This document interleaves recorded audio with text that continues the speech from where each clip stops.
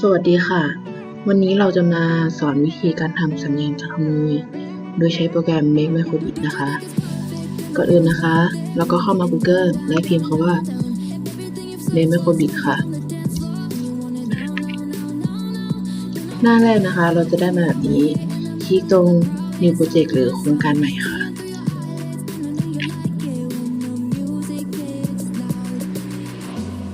หน้าแรกมาเราจะได้แบบนี้นะคะ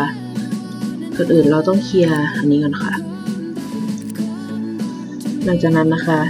คลิก Input เลือก On Check ค่ะ ต่อมาคลิก Loop หรือ LOOP นะคะ เลือก While Do ค่ะลากมาต่อกันแบบนี้นะคะ เสร็จแล้วคลิก Logic เลือก Not ค่ะ มาใส่แทนตรงทูนี้ค่ะให้ขึ้นกรอบสีเหลืองนี้ค่ะ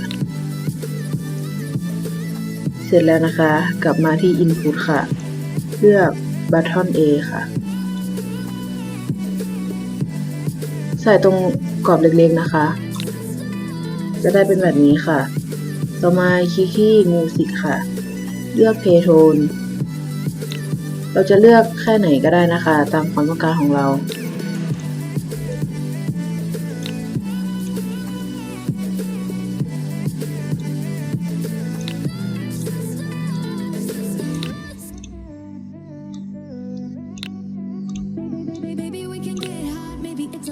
แล้วเราก็ใส่โทนที่ตัวเองต้องการนะคะ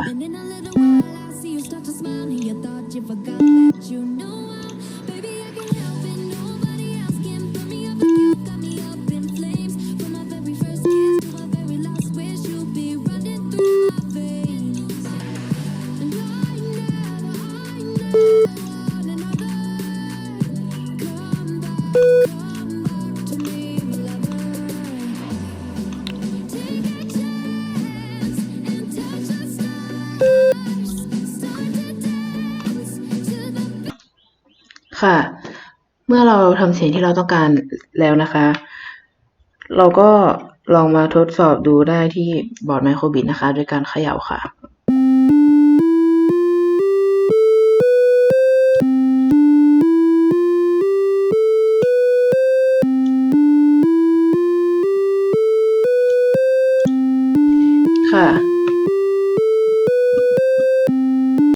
ค่ะเมื่อเสร็จแล้วนะคะเราก็สามารถเปลี่ยนชื่อเป็นงานของตัวเองได้นะคะโดยการคลิกตรงนี้ค่ะนี่นะคะก็คือการทำสัญญาณขโมยโดยใช้บอร์ด Microbit ในการทำค่ะขอบคุณค่ะ